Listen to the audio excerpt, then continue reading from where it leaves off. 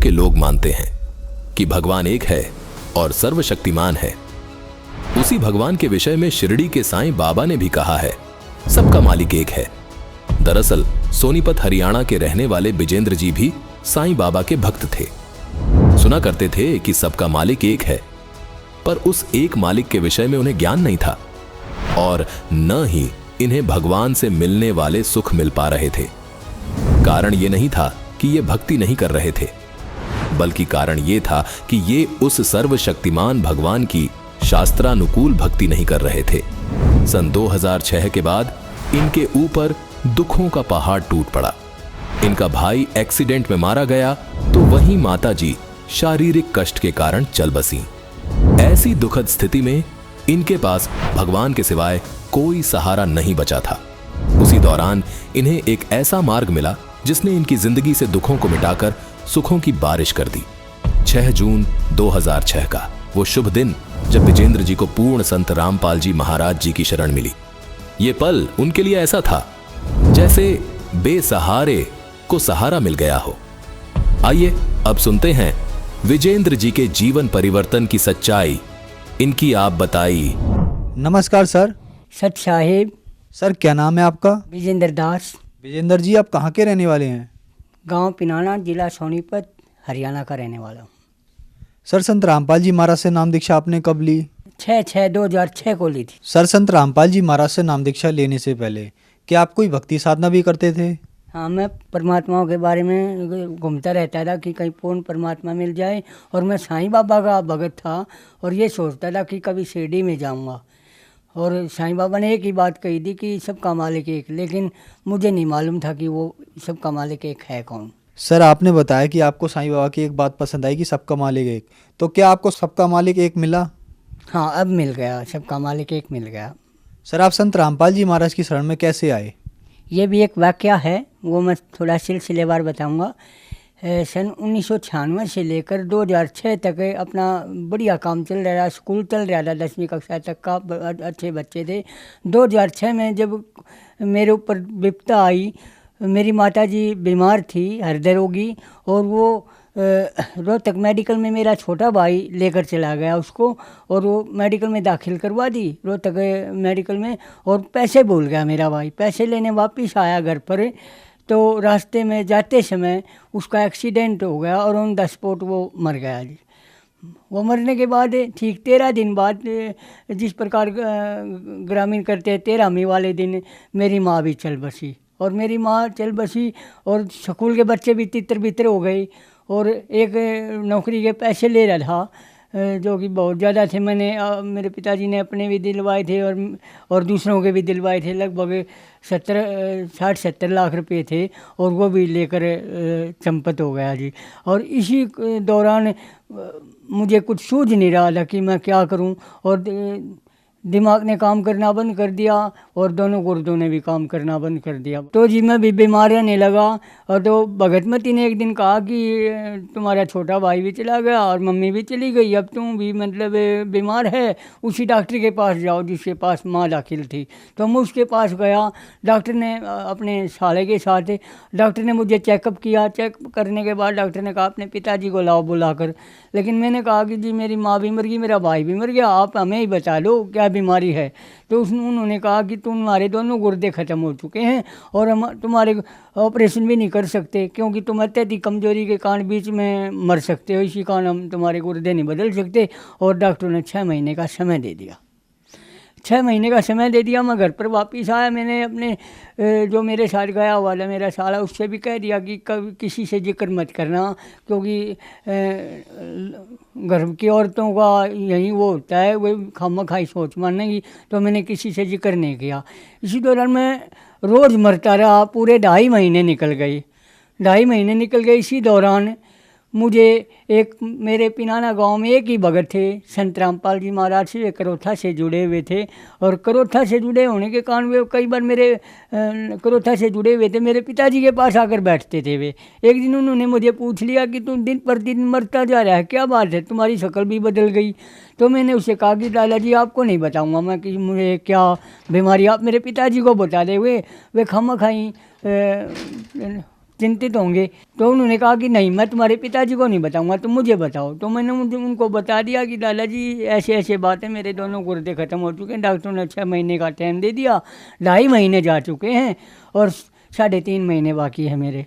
तो उन्होंने कहा कि बेटे क्या तुम परमात्मा में विश्वास रखते हो? मैंने कहा कि पहले मैं परमात्मा में विश्वास रखता था दादाजी, क्योंकि मैं साईं बाबा का भगत था और खेत में कमरा बना रखा है, कोठला कहते हैं जिसको आम भाषा में हम गांव वाले, वहाँ पर बैठकर मैं भक्ति करता था।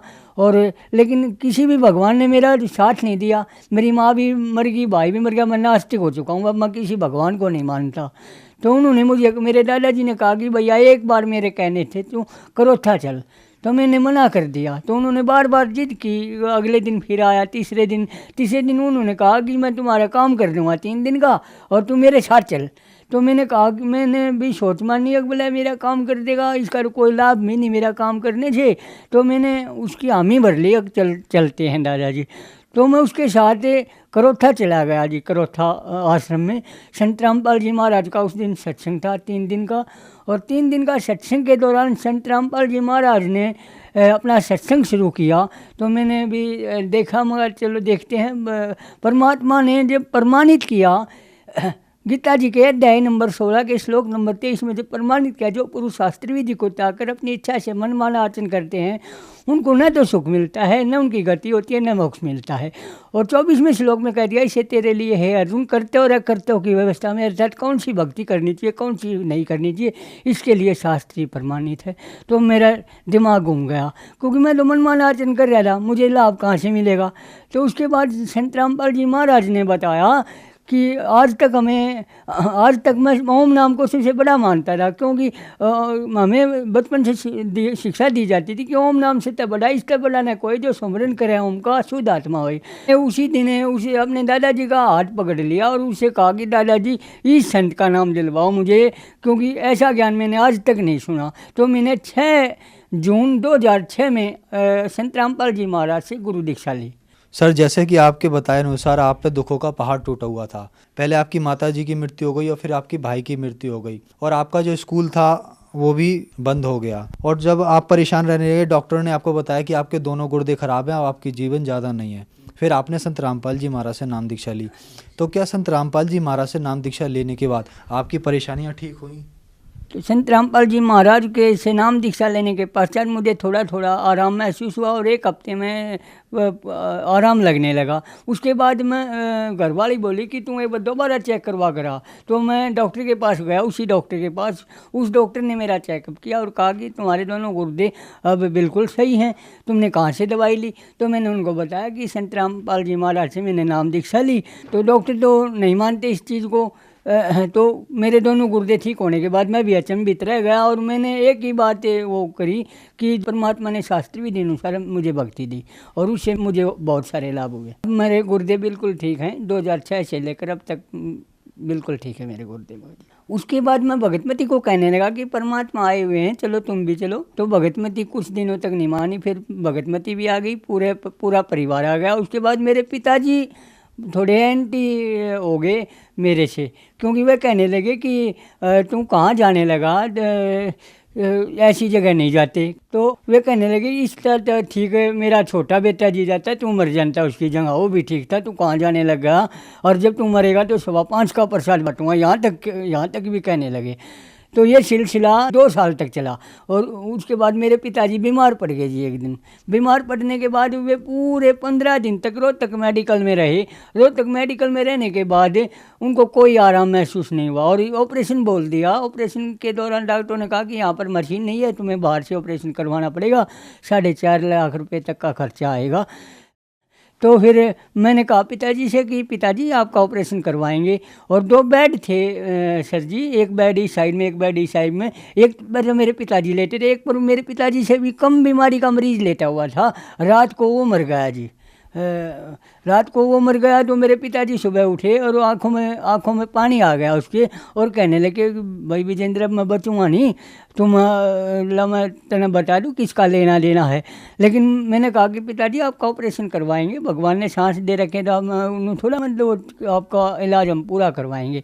तो मैं चाय लेने के लिए नीचे आ गया। सर जी जब मैं ऊपर गया तो मेरे पिताजी ने एक ही बात कही थी कि बेटे विजेंद्र एक काम नहीं कर देता हूँ। मैं कहा, क्या पिताजी? तो उन्होंने कहा कि तू अपने पापा के पास ले चल मुझे। तो परमात्मा ने बड़ी लीला की और घर पर ले आया मैं उसको, वहाँ से छुट्टी दिलवा कर। और अगले ही दिन बरवाला में सत्संग था 3 दिन का, संत रामपाल जी महाराज के पास ले गया और सत्संग के दौरान पूरा सत्संग सुना 2 दिन। और तीसरे दिन उन्होंने नाम दीक्षा ली और धीरे धीरे उसको आराम लगना शुरू हुआ। और मैंने फिर डॉक्टर से चेकअप करवाया तो वे भी स्वस्थ हो गए और आज तक स्वस्थ हैं। मेरे पिताजी शराब बहुत पीते थे, क्योंकि हफ्ते में 2 दिन तक तो दीवारों का सहारा लेकर घर पर आते थे, क्योंकि कईयों ने शिकायत भी की कि अपने पिताजी को संभालो, ज़्यादा पीते हैं। और ओक्का तो यहाँ तक पीते थे कि खेत में जावन थे ना, जब ओक्टी भर कर ले जाया करते ताकि बीच में नशा न टूट जाए, इतना ज़्यादा नशा करते थे। और संत रामपाल जी महाराज ने उसका नशा बिल्कुल छटवा दिया जी। और अब ये ओके की तरफ अर्थात ओके का धुआं भी उसको मतलब हानि करता है जी। अब परमात्मा ने धीरे धीरे दोबारा लाइन पर गाड़ी चढ़ा दी और अब दाल रोटी ठीक चल रही है इस दास की, और परमात्मा की रजा हो रही है। और लाभ मीना मेरे घर में लड़ाई झगड़ा भी रहता था, लेकिन वो परमात्मा की रजा से वो भी बिल्कुल ठीक हो गया। भूत प्रेतों की समस्या थी, मेरी माता जी और मेरे जो छोटे भाई थे वे भूत प्रेतों के कहानी चले गई। और भूत प्रेतों की समस्या से मुझे निजात संत रामपाल जी महाराज ने दिलवाई। अब कोई समस्या नहीं है। तो जो श्रद्धालु आज आपको देख रहे हैं और वो भी किसी न किसी बीमारी से ग्रस्त है, उनके लिए आप क्या कहना चाहेंगे?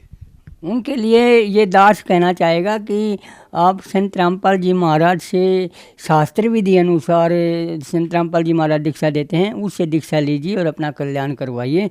क्योंकि बगैर शास्त्र विधि के जो हम भक्ति करते हैं उससे कुछ नहीं हो सकता, न तो बीमारी कट सकती है और न हमारा मोक्ष हो सकता है। शास्त्रों के अनुसार भक्ति कीजिए और संत रामपाल जी महाराज से नाम दीक्षा लेकर और अपना कल्याण करवाइए।